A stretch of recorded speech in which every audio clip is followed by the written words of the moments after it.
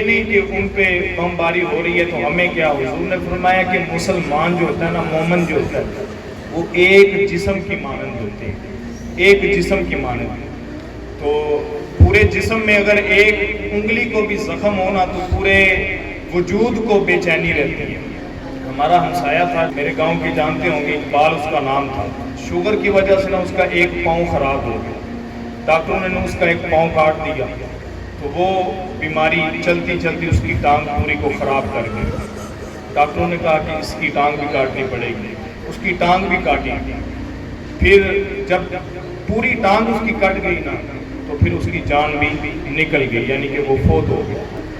معلوم ہوا کہ جسم پورے میں نہ صحیح، پورے جسم کے کسی ایک حصے میں بھی تکلیف ہونا تو جان جانے کا خدشہ ہوتا ہے.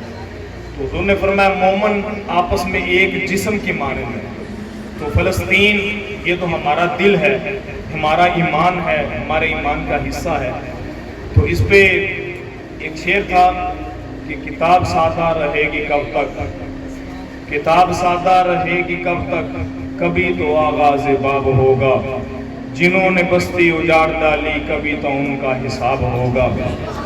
وہ دن گئے کہ جب ہر ستم کو ادائے محبوب سمجھتے تھے.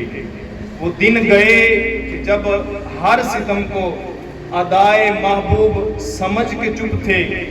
اٹھے گی جو ہم پہ اینٹ ایک تو پتھر اس کا جواب ہوگا. سکوت صحرا میں بسنے والوں، سکوت صحرا میں بسنے والوں، یہ ہمارے لیے اور پوری دنیا میں جو امت مسلمہ ہے ان کے لیے یہ شعر ہے کہ سکوت صحرا میں بسنے والوں.